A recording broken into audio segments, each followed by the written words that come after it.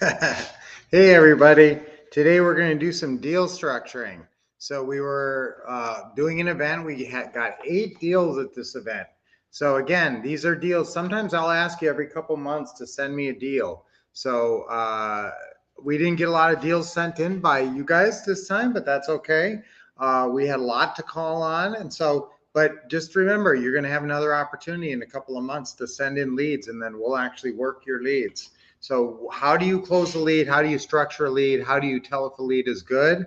This is how you structure it before you figure out what you're going to offer. Okay, so this is how you figure out if you have a deal or not. So what would a great cash flow deal be? First, you've got to figure out how much am I going to be able to ask for this price?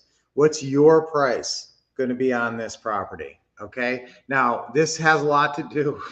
I hate to say this, but this has quite a bit to do with the Zestimate.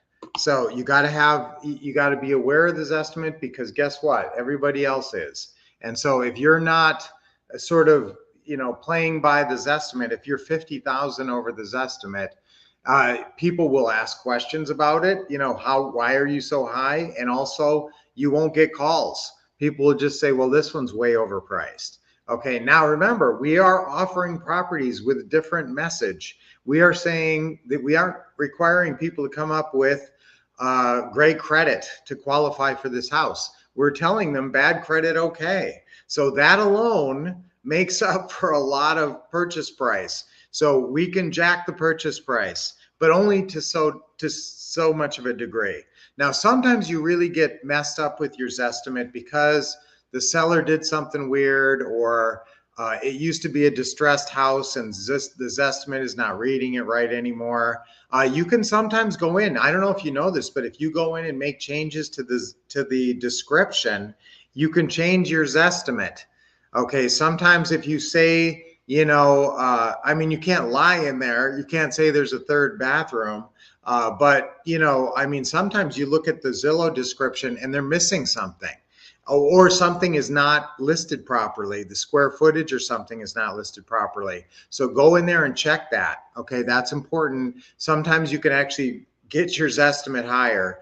However, when you're pricing your property, usually I have this, number in my mind, and it's usually about 20,000 over the Zestimate. That has something to do with the price range. So if you think that the house is worth legit, I love houses, and this always, whenever we do this event every 2 months, it always reminds me how great cash flowing properties you can find between 50 and 100 when you look in the right areas. So we were calling in Detroit and Cleveland. We had 2 students in Cleveland who sent us a bunch of leads. So again, if you find the right areas, it's hard not to, if you're in the right area, it's hard to not get good cash flow out of a property that's anywhere from 50 to 90. But remember, it has to be, in good shape and not in a bad neighborhood. It has to be in a decent, at least sometimes I call it war zone adjacent, not so far from the war zone that you can't, that you don't sometimes, drive by there or something, but not out in the suburbs either. Okay. And you get some very nice streets and very nice rentals, and nice families who want to live there. So that's the thing, we're always looking for, would a nice family want to live in this house? We have this house in Detroit that's a $50,000 house, and we have a mom and daughter nurse. They're both nurses, and it's a $50,000 house, but we get $1,200 a month rent. So but when you're looking to price your house, $20,000 is more of an impact if it's an $80,000 house than if it's a $280,000 house. So if you buy some house and it's in the 200s, you can pretty much feel okay about marking it up 10%. So if you mark it up 10%, you're usually pretty safe. So on a $100,000 house, that'd be about 10 grand. So you think it's worth 90, for sure you're going to be asking 99.9. Okay. And yes, when we price our houses, we will normally do 4,900 or 9,900. We don't mess with the 167.9 or the 163.9. It's either 164.9 or 169.9 or 174.9 or 179.9. And usually I like to push it to that 9.9 So 199.9, that's a common price, or 99.9.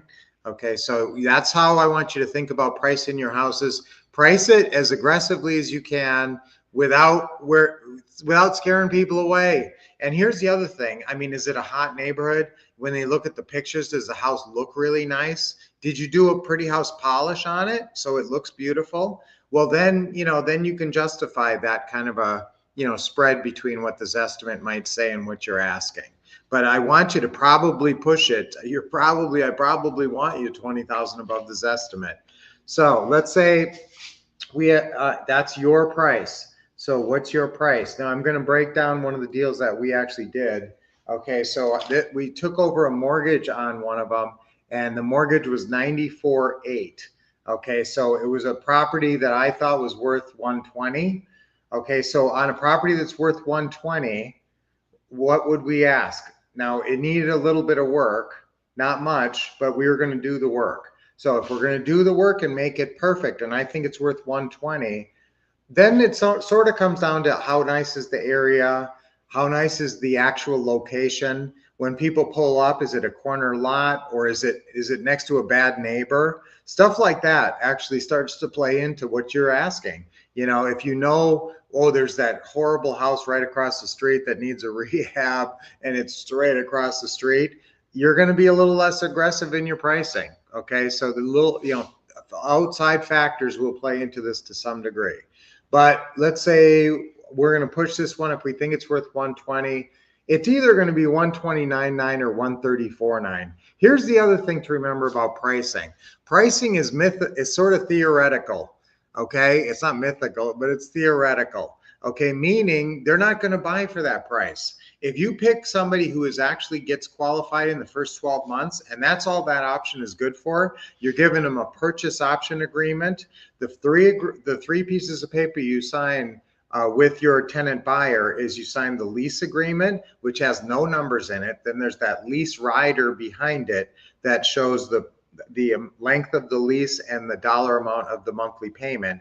Then the purchase option agreement shows them that they have 12 months to buy the house for this price. It gives them the price, and it gives them what their down payment or non-refundable option deposit is. So that's all four terms included in both the lease rider and the purchase option agreement.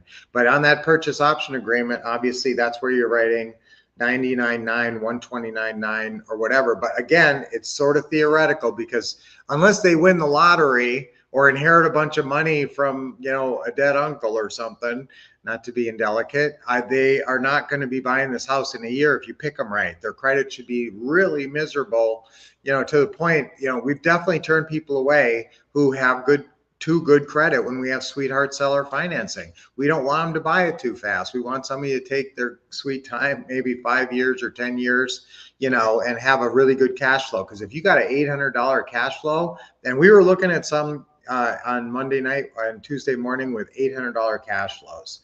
So let's say our price, we're going to go 129.9. So that's not even that aggressive. We're being nice. Okay, so we're being conservative. It's listed, this estimate's 120. We could probably push it to 139.9. But again, you don't have to, because that price isn't going to really be realized anyway. And then whenever the 12-month option expires, then you just figure out what the fair market value is at that time. Okay, and you're fair about whatever the property value is. So how much of an NROD, non-refundable option deposit, which becomes their down payment, how much are you looking for there? What do you want to get for your NROD? You want to get about 10%. Okay, so on a $129,000 house, I would definitely want 15 grand. Yeah, the least I ever want you to take, even if it's a $60,000 or $70,000 house, the least I want you to take is 10 grand. On a house like this, I would definitely try to get 15 grand, and we would definitely get it, because you're going to remember, it says bad credit. Okay, there's going to be a ton of people trying to get this house. And especially if you do a 1-hour open house strategy, you're going to have people clamoring for this property. So how much does the buyer still owe us?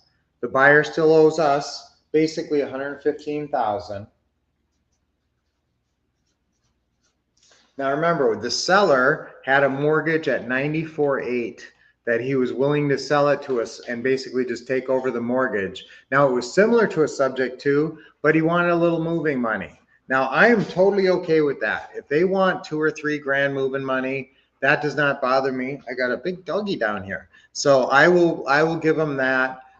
Because it's nice. It's a nice thing to do. Plus, it's motivating. Plus, it gets them to show up at the closing, because otherwise they're not getting anything out of it, you know. So it's sort of like a seal of insurance that the deal's going to go through if I have a couple $1,000s waiting for them.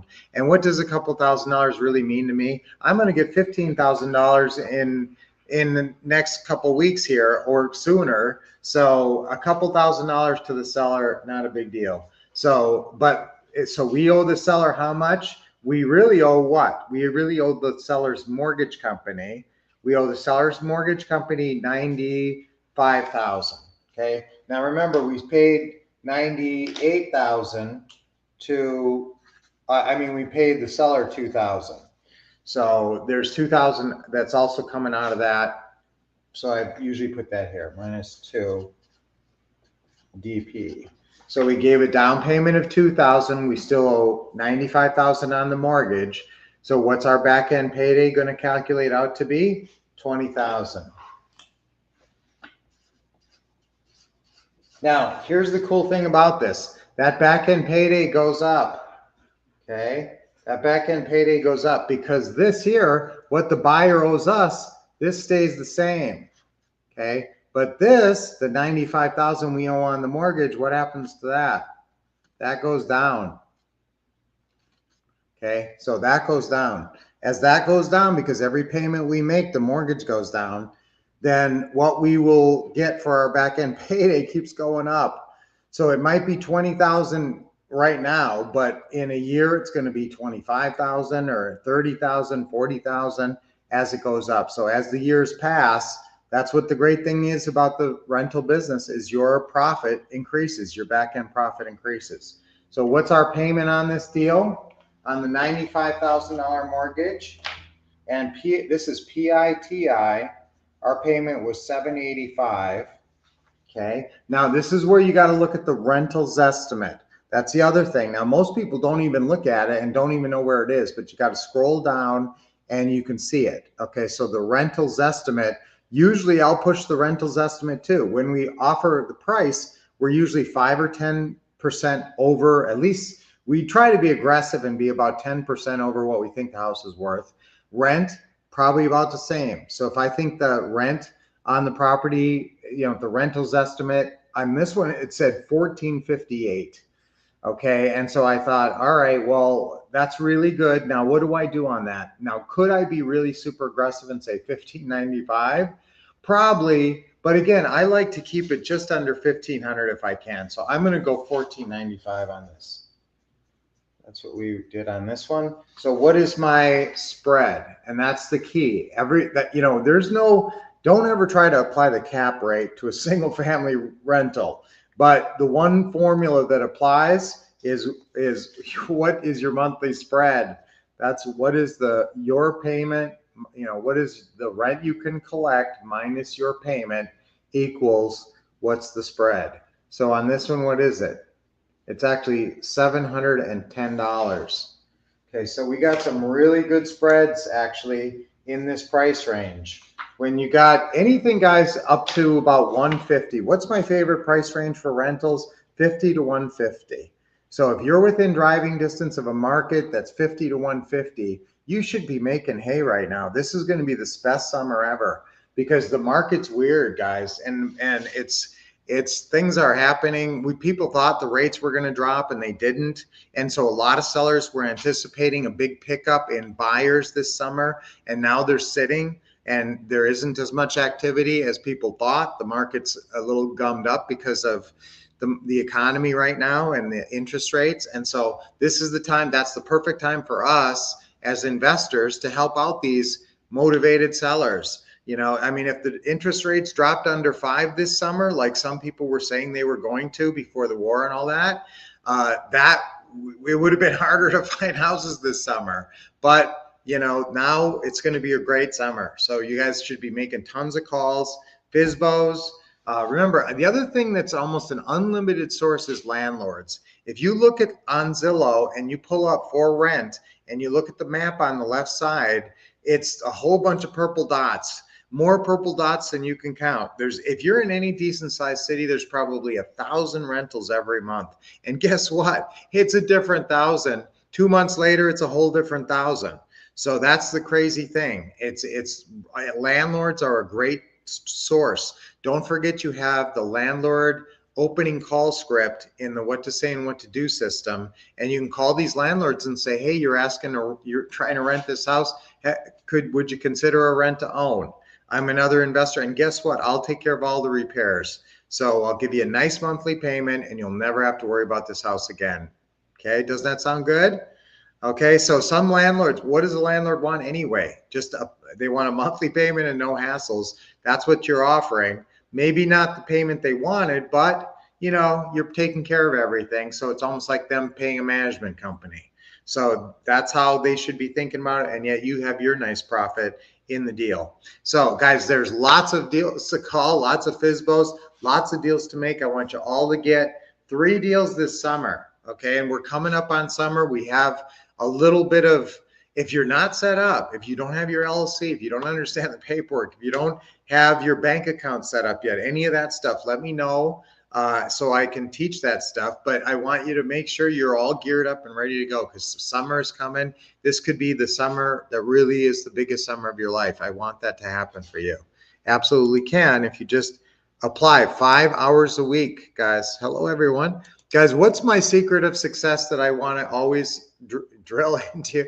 It's stick to the steps, stick to the scripts, and stick to your schedule. And the most important thing is you stick to your schedule. Even if you're not even doing the steps or the scripts right, at least you're putting the time in, and that shows commitment. That shows desire and faith.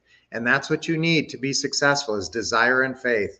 And so show desire, show that you have faith in yourself by giving yourself a chance, putting in that 5 hours a week to be super successful. Guys, it's pretty amazing what you could do if you just put in 2 hours a week.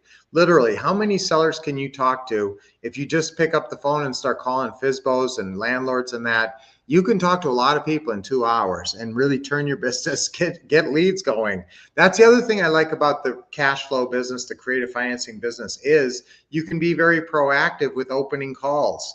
There's a lot of businesses where you have to sit back and wait for the customer to call you. You send out marketing and then you wait.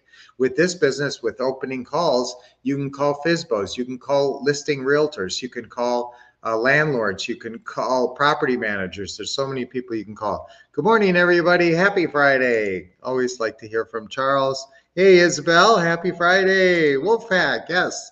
You can look at comps on Zillow, get the average price per square foot.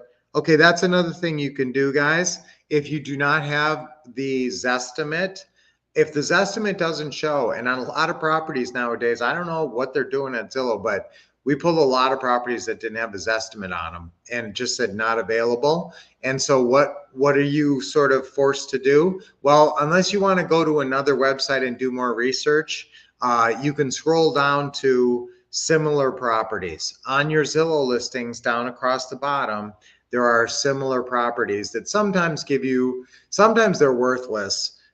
To be honest with you, sometimes they're not good comps, but every once, sometimes they get a couple in there that are just like yours and that are recent solds.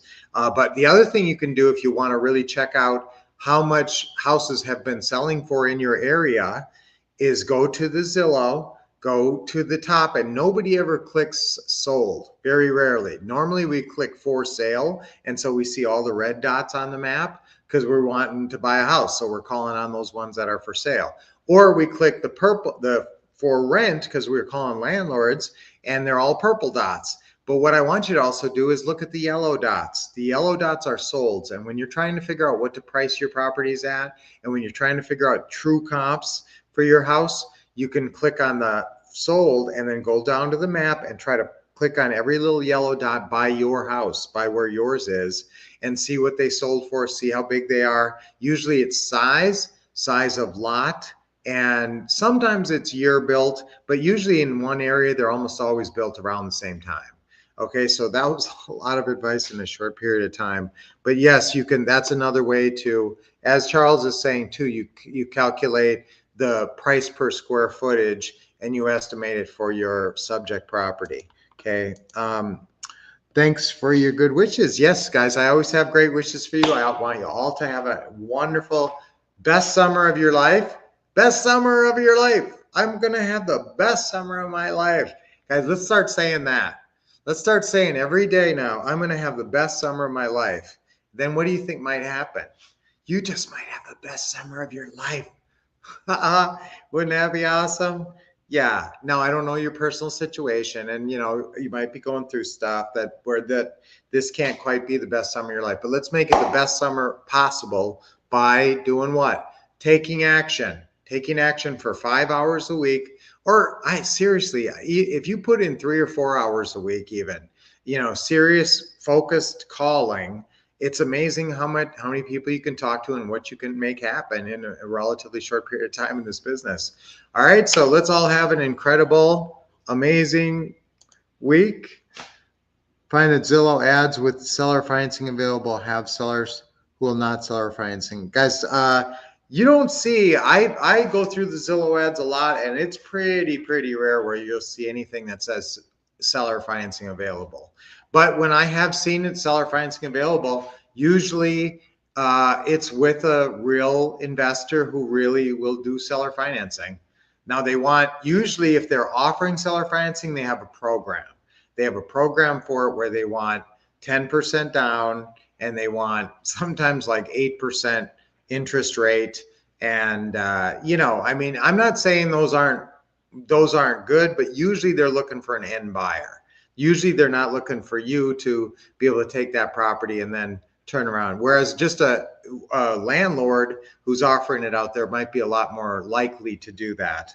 But check those out. And Zillow does sometimes have your realtor do a search on the MLS for the words lease, rent, carry, and carry back, and seller financing. Okay, and see if they find anything, because those are the ones I do want you to focus on, because at least those sellers are indicating a propensity to accept monthly payments. That's what we're looking for. People who are open to monthly payments. Remember, that's what we say to our seller. We never say to a seller, would you sell me the house with seller financing or subject to? Never. What do we say? Would you sell me the house with monthly payments, on monthly payments? Okay, so it's always monthly payments. Okay, have a great weekend and the greatest summer ever. Yes, thank you. A lot of Facebook groups with seller financing and subject to properties. Thank you. Charles, listen, I have had, we used to do a mastermind group. We used to have a Wolf mastermind group a while back. And in that group, it was really powerful. And we talked a lot about different marketing methods and different ways to find leads. And one of our students in that, who is one of the best students we ever had, who probably has had more success, is right up there. He's done certainly over 200 deals now. And he said that the best single piece of advice he got from that group, from us, was Facebook groups. So Facebook groups, start checking out. As soon as you have a Facebook page, you can start checking out all these different Facebook groups. But that's definitely, check out seller financing Facebook group, check out subject to Facebook group. Also, check out landlord Facebook group and ask those landlords, hey, does anybody have any properties in Cleveland they'd be willing to sell me? I'm also an investor. You can start to make friends. All right. So networking is a big thing.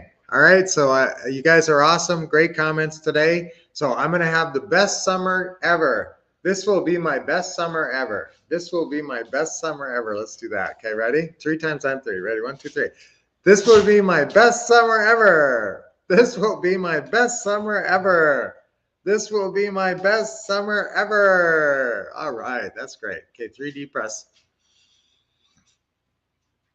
Good. Hold it a little bit and then exhale. Okay, another one. Good. Hold it and good. And one more. Great job. This is physically invigorating and good for your mentality too. So don't forget, if you need to pick me up, do some nice deep breathing. So went a little long today, but a lot of great comments, got a lot of great teaching today. And don't forget, use this chart, use this layout to figure out your deals. Obviously, you make a blank one and then figure out, and remember, what do we want this number here? We want this number here to be 500, 500 plus. All right, but that's, and you can be aggressive on the pricing, both for asking price and your monthly payment. All right, so let's get out there and find some deals. Let's be proactive. Let's call for 1 hour. Oh, I was going to teach you this whole way to do calling. Listen, I'm going to go into this more on Monday, but if you want to do good calling, you know what? The best way I have found is don't open up the Zillow ad and sit there and try to call off the Zillow ad. The best way to do this is get the FSBO scripts, go through your Zillow, fill them all out. So you're not calling Zillow ads and filling them out one at a time. Go through your Zillow or wherever you're finding your leads, fill out FSBO scripts like 5 or 6 or 10 or however many, then go and, but keep all those estimates, pull them all up on Zillow and have them all open as separate tabs. Okay, so every little house that you're looking at that you've written up a sheet on has a separate tab. So let's say you got 10 of them, you're gonna have 10 tabs across, you're gonna have 10 filled out sheets with year, square footage, any little notes and all that stuff. So it's like a sheet ready to go.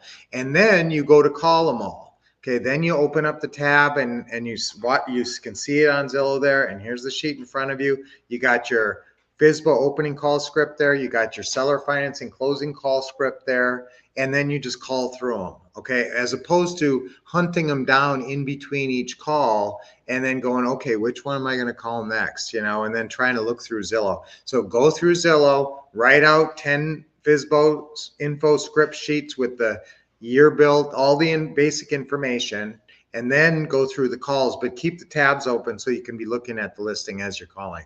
All right, just a little tip there. All right, guys, so you guys are awesome. I love it. I love that you guys are here. I love you, and I hope that you have a lot of success this weekend and a lot of success in your life.